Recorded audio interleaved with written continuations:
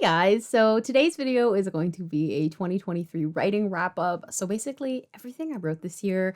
I've done this type of video over the last couple of years, I think since 2018 or 2019. I also have some thoughts about writing this year because even though like on the outside, it's gonna look like I did a lot, which I did, I don't know how I necessarily feel about that. So we're gonna get into it. Let's jump right into it with January. So in January, I was still in school. I was in my final semester of my BA in creative writing, and I was specializing in both fiction and poetry. And I'm saying all of that because, of course, there's gonna be fiction and poetry involved. First thing that I wrote this year was a poem called I Want to Entertain Like My Mother Does at Christmas. This is a poem that is quite literally about what it says in the title. I then wrote a poem called What Does It Mean To? This poem is really personal. I don't really want to talk about it that much. I refer to a painting in it called The Murder of the Innocents, I think, which is in the AGO. I then wrote a poem called The Witch is Dead, which is about the queen's death, sort of what that means to me, especially as the child of an immigrant whose country was colonized. A lot of my poems have been about colonization. I also wrote a poem that, again, is a lot, but it's being published. So this poem's called It's Really More Complicated Than Have You Been Abused. It's forthcoming in Canthias, which is a Canadian lit mag. At the time in January, I was also finishing up my contemporary fantasy novel, Seventh Virtue, which the lowdown of Seventh Virtue, if you don't know anything about it, I will link the video in the description that explains the whole thing in depth. But the quick version is Seventh Virtue follows a guy named Harrison, whose ex-boyfriend Lonan keeps appearing to him in nightmares, and Harrison ends up finding out through Lonan's sister Reeve that he and Reeve are part of a magical family called the Seventh Roost, and that this family has kidnapped Lonan in order to extrapolate his magic. And now they're coming after Harrison. So Reeve and Harrison have to go save his ass. So I was finishing up Seventh Virtue, but I wrote a chapter called Chapter 39, Afterlife, Chapter 40, Other Face, Chapter 41, Bitter Circle, Chapter 42, Sand Bottle, Chapter 43, Empty Witness, and Chapter 44, Outside Line. So now let's talk about February. So February, I also wrote a couple poems. I had to write about a poem a week this workshop, which is kind of insane. Like, it doesn't sound that hard, like looking back on it as somebody who's like unemployed right now. But I found this really, really challenging. So I wrote a poem called A Young. This poem's really interesting because I believe it's all written in a footnote. I don't really like this poem. I don't really like a lot of the poems I wrote. I feel like because of like the amount that we had to like put out, the beginning ones, like I wasn't happy with. I also wrote a poem called Reason for Appointment, which I think is about going to a dietitian for the first time. Seventh Virtue, I also wrote a little bit more of in this month. I finished it up pretty much in February. Chapter 45 was Vicious Salvation, and chapter 46, which is grand finale, I did finish that in early March. I think March 6th I finished the book. So that really concluded Seventh Virtue for me. And from there, I moved on to literary fiction landia. So I started writing my novella called Body Back in late February. And I wrote chapter 1, most of it, in February called Living Pictures, and I did finish it in early March. Now, Body Back is the literary fiction main series that Seventh Virtue is a spin-off of. If you don't know anything about the Fostered series, I'm going to link a video where I explain the entire convoluted thing. Many years ago, I wrote a novel called Mothwork, and Body Back is a novella that comes between the first book, Mothwork, and the second book, Feeding Habits. And it follows the same character that narrates Seventh Virtue, except in his literary fiction era. Harrison, who's just undergone a really bad breakup in the previous summer. So in September, he ends up in Las Vegas and cultivates a relationship with this guy named Jeremiah in order to sort of get over his breakup. And he wreaks a lot of havoc in the city while he's there. This was a really important project for me. I was going through a rough time at the time that I was writing it, and I just kind of needed something new, I think. So I do have the first entire chapter of Body Back sort of posted as a audiobook on my channel, which I will link in the description if you would like to listen to it. So that leads us into March. So the first thing I wrote in March was a poem called My Midwinter Crisis, which actually coincides with when I started writing Body Back. So My Midwinter Crisis is a poem I wrote after a poem called My Midlife Crisis by a poet whose collection you can't buy anymore. I believe her name is Lily Ladywig. I'm not sure if I'm saying her name correctly, but her poetry collection, The Silhouettes, went out of print. A friend of mine was really into it, and so I tracked it down because I just had to read it for myself, and I haven't finished it. But there's a poem in there called My Midlife Crisis, and I was really inspired by the form of it. Kind of coincided in like a little like short little hyperfixation on religious imagery and literature that I was writing at the time, as well as me having a bit of a crisis. And I called it my midwinter crisis because at the time my apartment where I went to university really didn't have any proper insulation, and so even though my heat was like at full blast, the apartment was really cold. It was like, I don't know, 16 degrees Celsius, which for me, I can't handle that, okay? Also, I started to get a little delirious because it was so cold. And this coincided with me sort of going through some personal issues and then me coming up with the idea for Body Back. So I associate Body Back and this poem very closely together because it's literally talking about me having a midwinter crisis. I did write another poem after that called Mary's Vacation, and this is also forthcoming in Cantheus. It's going to be 2 poems that they're publishing of mine. This one is actually after a Instagram poet named Kate Bear. Now, she's really fantastic. I read her collection, What Kind of Woman? But Mary's Vacation is after her poem called Mary's Disappearance, and Mary's Disappearance, you have to read it if you can find it, is about the nativity scene Mary is always going missing. Well, what if she went on vacation? It's a queer Mary poem. It was the last poem I ever workshopped in my degree, and I picked the right one. I also wrote a short story in March called Holiday. Now, this one's kind of interesting. I don't remember what the chapter is called in Seventh Virtue, but I had wanted to adapt a particular couple of scenes that follow Reeve and her ex-boyfriend Joel into a short story, but I didn't really know how to approach it, and then I didn't really have anything else to write during school, and so I was like, well, let me see if I can actually rewrite this into a story. Now, it was really difficult because Seventh Virtue is contemporary fantasy. Now, the actual scene in Seventh Virtue is like just basically pure literary fiction, because sometimes I just write pure literary fiction amidst my contemporary fantasy novel. However, I still had to revise a lot of it. So basically, the only things that are similar now is like the very beginning. And also in March, I wrote a couple chapters of Body Back. So I wrote chapter 2, which is called Immaculate Mary, which follows Harrison getting mad at his mom a lot. Chapter 3, which is called 24 Karat Harrison. I finished this in April, but it follows Harrison as he sort of cultivates a new persona. So in April, I didn't really write anything in particular. I was moving back from school at the time. I did finish 24K Harrison, so that was the only thing that I was working on. In May, again, I only worked on Body Back. I was transitioning back home. It was a pretty tough period of my life,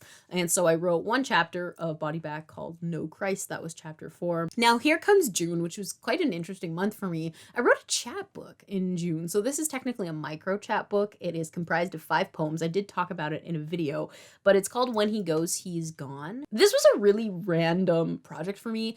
I had reread my favorite poetry collection, which is called 100 Lovers by Richie Hoffman.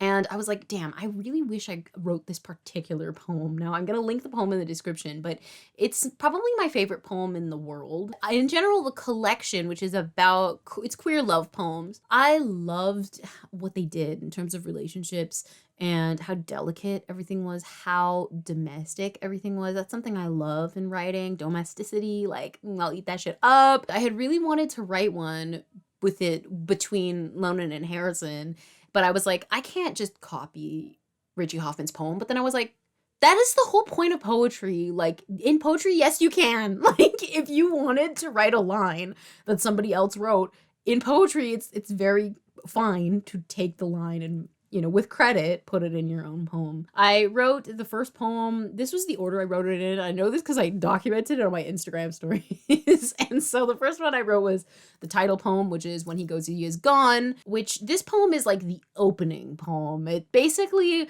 one of my friends who was actually in my workshop, I sent it to a whole bunch of people. And one of my people who was in my workshop told me, they were like, I really loved that you spoiled the ending, like what happened to this relationship with this first poem, When He Goes, He Is Gone. It's a breakup poem. You know that they're going to end up broken up. Originally, you might not know, but I wanted to show you this is sort of what's going to happen. This chapbook is really cool to me because it is a poetry adaptation of a novel. And that's sick. Like, it's literally the adaptation of Mothwork. which I think is really cool. I then wrote a poem called A Storm on the I-80, which is a poem version of a scene in Mothwork where Lonan and Harrison are like driving in a car. Well, actually Harrison is driving and Lonan's pretending to be asleep and it's raining.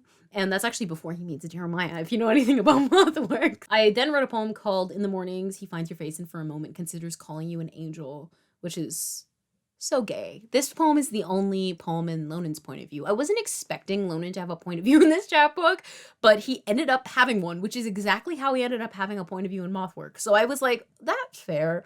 And this is him thinking about his sexuality in the context of faith and internalized homophobia, his struggle to accept himself, where it's also again based off of a scene in Mothwork where Lonan and Harrison are like camping. I then wrote a poem called Genesis, and this one is actually a glossa. So if you don't know what the glossa or glossa, I don't know how you pronounce it. You take the first 4 lines of a poem, you can kind of take them wherever. You can break the rules in poetry, but wherever. And then you make those the last lines of 4 10-line stanzas. It sounds more complicated than it is. It was actually really fun. I love this form a lot. I think it might be one of my favorite forms that I've ever encountered. Then the last poem I wrote for the chapbook is called It's You and Him in Ghazi August, and You're Sure This Is Love.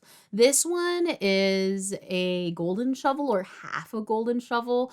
Golden shovels are really interesting because what you do is you take either an entire poem or part of a poem, and each word is going to be the last word of a line in your poem. I ended up seeing a quote from Ocean Vuong, and I was just on Tumblr and I saw it and I was like, this is so perfect for the chapbook. Like, it literally came at the perfect time. So the line that I picked, it's June after all, and you're young until September. I loved that line. It felt so Lonan and Harrison, especially because August is the month they break up. August is the month of everything falling apart for both of them. And so I was like, I have to write something about September. You're young until September. I also wrote Body Back in June because I ended up finishing it. I did write chapter 5 of Body Back called Harry's Son. I started another book in June called Hallowed Bodies, which is the sister novella of Body Back. It follows Lonan, who is Harrison's ex, as he spends a week isolated at home in his girlfriend's Las Vegas apartment, and he ends up wanting to look for his younger sister who previously went missing a few months before. And to do that, he enlists the help of a bit of like a sketchy man. So I did start Hallowed Bodies in June, but I didn't write a lot of it. I wrote chapter 1, I started it, which is called Holy Ground in June. I finished that in July. So here we go for July. So I wrote chapter 2 in July called Haunted Face, chapter 3 called Cold Collar, and chapter 4, which is called Twin Stranger. That leads us to August, and a surprise, surprise, I wrote some short fiction in August. I ended up writing a microfiction story called In the Shampoo Aisle, The Girls and I Cry Over the Same Man, and this one was recently rejected. I was so sad about it because it was basically, they told me they had only rejected it because of space, like they didn't have enough space, and I was real sad about it because I was hoping to find a home on it. It was the first place I submitted it to, so that's good news. I'll submit it somewhere else, but it was just sort of a test. I wrote it on my phone after I got home from vacation. I also, like I said, finished Hallowed Bodies in August. So I wrote chapter 5, Living Apparition, chapter 6, Lost Heaven, chapter 7, Funhouse Mirror, and chapter 8, Perfect Sacrifice. So that leads us to September, where I shift into Sunless Ground. So Sunless Ground is the sequel of Seventh Virtue, and I wrote one chapter during my 10K a day attempt, and that chapter was called Animal Track, and I didn't write anything else for it until November. At the time, I was also simultaneously writing a book called Changing States, which I started at the end of July. I wrote a lot of in August, and then September, October, November, now December. However, I will talk about it because I'm still currently writing it, so I'll talk about that at the end. In October, I again was just working purely on Changing States, which I'll talk about. In November, I wrote a poem because I was like, how fun would it be to start another chapbook? I wrote a poem called Sunday Lovers, which is from my micro chapbook, hopefully, of love poems. I wanted to write love poems like in 100 Lovers by Richie Hoffman, and I'm hoping to call that chapbook You're Like the Sun, which I think is a really beautiful line from Changing States, which we will talk about again. November, I was working on Sunless Ground a lot. I wrote chapter 2, which was Split Sanctuary, chapter 3, Exit Sign, chapter 4, Mercy Move, chapter 5, North Star, chapter 6, Resting Place, chapter 7, Clean Hands, and I did write most of chapter 8, which I haven't named yet. Now we're in December, and that leads us to what I'm currently writing. So I have been working on Changing States. Now, we talked about Body Back, we talked about Hallowed Bodies. Now let's talk about Changing States. Changing States is the third in this trilogy, accidentally, that I created of novellas. Changing States follows Jeremiah, who is Harrison's sort of boyfriend in Body Back, and it's Jeremiah after they break up. He ends up wanting to go back to his hometown in Baltimore, so he moves there from Las Vegas to Baltimore for some support, but right before he arrives, someone from his family dies. And so this is a really powerful project for me. I've been putting off finishing it. I have been putting off finishing it even though I want to finish it, and I have a lot of anxiety about not finishing it, and we can talk about anxiety in a second. Changing States doesn't actually have chapters. That's why I couldn't explain to you what months I wrote what, because I don't know. I don't remember. I am also currently writing a short story. It's going to be a novella called Lost Gods. I've changed my approach with writing Lost Gods because I have had a really rigid outlook. It makes sense because I haven't been working. I got home from school. I was looking for a sense of routine, and that sort of like target found on my writing. And I found that having like a really strict idea of what I should be writing and like finishing things and like being very disciplined was how I was approaching writing, because I was very anxious. I'm not gonna lie, that is not a good thing for me. I don't want anybody to watch this video, because I'm going to talk about my stats in a second. I don't want anybody to watch this video and be like, I should do that. I would encourage you not to do anything that I've done this entire year, because I don't think any of it was healthy necessarily. I've found a lot of joy in my process this year. I'm not going to discount that. But also, I've really picked up a lot of bad habits. I want to make a video about it, but I don't even know where to start. Writing isn't just about like constantly improving. Sometimes you kind of do things that are worse in an attempt to like kind of look better. So for submissions, I had a goal this year. I don't know what the goal was. I don't know. I think it was 3 submissions a month. That's crazy. I'm not doing that. I submitted 9 times. This year. I was accepted twice, so you know, that's pretty good. So I had 2 acceptances, so 2 publications, but there are 3 individual things published. All 3 of which that were accepted were poems. I'm no longer submitting my short stories like I mentioned. I got 6 rejections. 1 I haven't responded to yet. Since scripting this, they have responded. That was the rejection on my like little micro piece. 7 rejections, 2 acceptances, no tiered rejections, and then 1 tiered rejection actually to include that previous short story that was just rejected. So awards, I had 1 nomination this year for Best of the Net 2023 for Eat Well, which is a short story that was published. You can find it on my link tree, which is always linked in the description. Overall stats this year, I wrote 2 short stories. And one of them was that really tiny micro. I wrote 14 poems and I wrote 29 chapters, which I think is sick. That's not including like the Changing States chapter. How did I develop? Because looking back on the year, I feel like really incredibly disappointed. And I don't want to say that in a way that makes people mad at me, because obviously looking back, I'm gonna be like, Rachel, why the hell would you be disappointed with doing this much? And I'm just disappointed because I feel like I failed myself. I think I did a great job, and I'm not actually somebody, and a lot of people don't believe me when I say this, but for some reason, I don't know when this happened. I think it happened when I got my autism diagnosis. I don't have like negative self-talk anymore. So when I talk about this, I don't want people to like feel bad and in the comments go like, no, Rachel, like you're totally fine and you're really talented or whatever. Cause I already like, I can see myself and I am very confident in my abilities. I don't take it to be like, oh man, like I really suck or whatever. I don't want anybody to think that. I'm just disappointed because I know that I, like on my end, that I stress myself out a lot more than I said I was going to. And I think it's a character flaw. It's something that I'm working on, and I don't know if we're ever gonna fix it, to be honest. I will continue to work on it, but I feel like I developed a really intense anxiety when it came to writing and producing, and like I enjoyed everything I wrote this year. Like I've been in love with everything. I wrote Seventh Virtue, I wrote the novellas, I wrote these poems, but it was a lot of writing, and we will get to that in a second. I think I pushed myself to do a lot of things that if I didn't graduate and I didn't feel like an impending doom about the future, I probably wouldn't have done. Like, you know, writing How a Body so fast, finishing Body Back so fast, even writing Changing States so fast. I probably wouldn't have done any of that if I didn't feel like immense anxiety. Like, okay, well, this is the like 8 months I'm unemployed, and I know I'm not going to have a job until the new year when I'm going to start looking for things. And that's what I'm doing right now. This is the only time in my life, probably ever, where I'm going to have that time. And I feel like I need to do absolutely everything that I can in this time, if not because this is the only time that I have. That has been my mindset. Now, talking to other people, they've been like, "Are you okay?" Looking back, like, no, it's been something that's sort of like, it's not healthy. It's been impacting my life. Really feeling like I need to do as much as possible in the time. I'm never going to get it back. My life is going to be over. That's where a lot of the writing came from. I don't want people watching these videos and being like, wow, Rachel's really successful, I should strive to be like her. No, Rachel suffered a lot to do the things this year, and I don't recommend that people do that. I don't recommend that you take on stress and anxiety in order to write something. It's never something I recommend doing.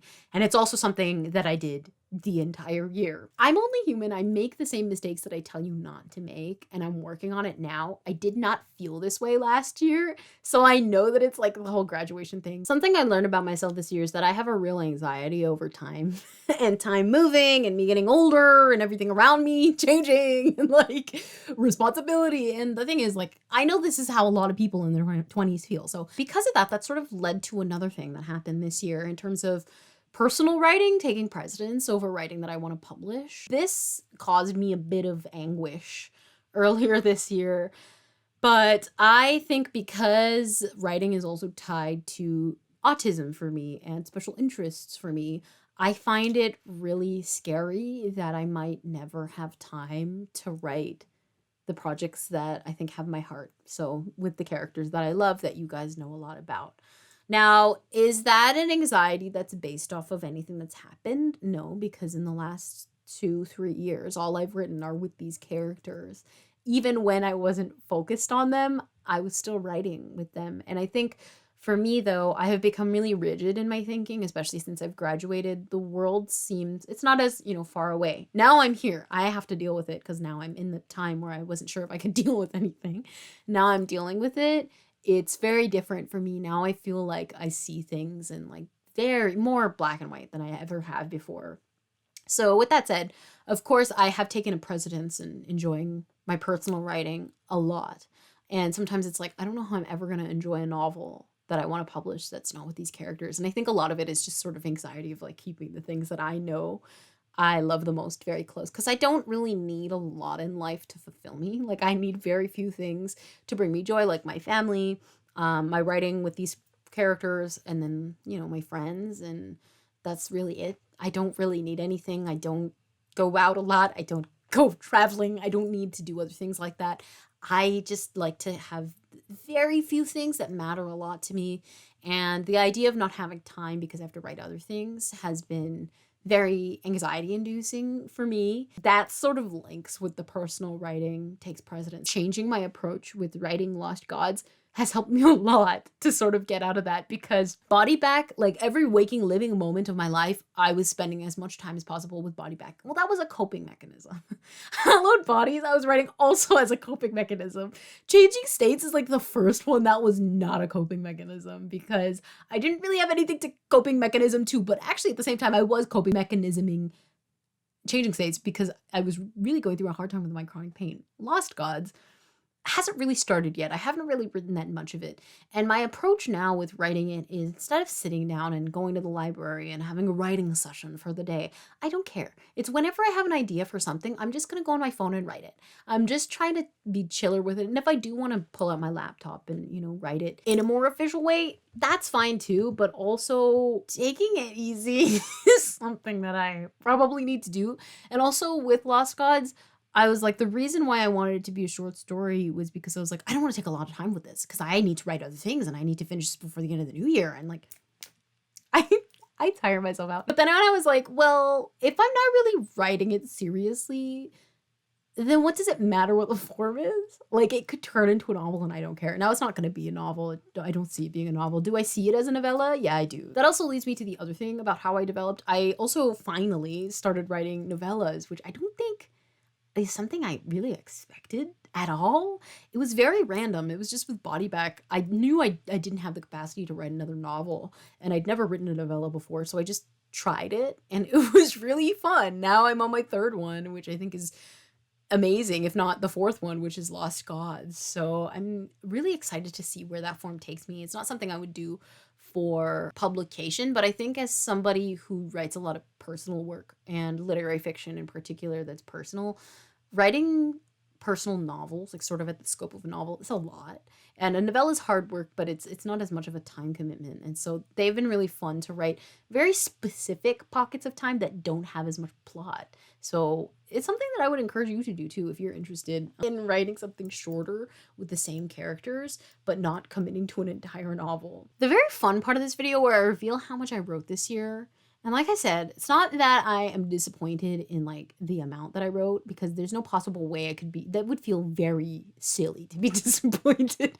I'm just more disappointed because I was like, ooh, like what did I do to like have to get there? So I've gone back on all my videos, and let's go through the years of how much I wrote every year. So in 2019, when I first started this series of videos, which this is crazy, that was a long time ago, I wrote 57,000 words that year.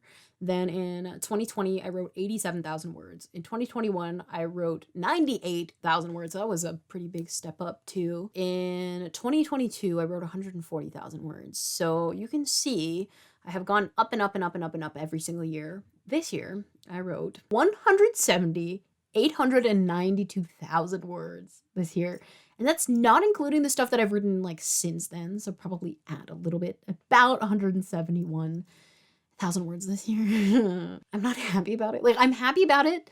I don't know if I'm that happy about it in terms of like, I'm annoyed because like I'm trying to like prioritize my care and my needs, but I think I also don't know what those are until after I need them.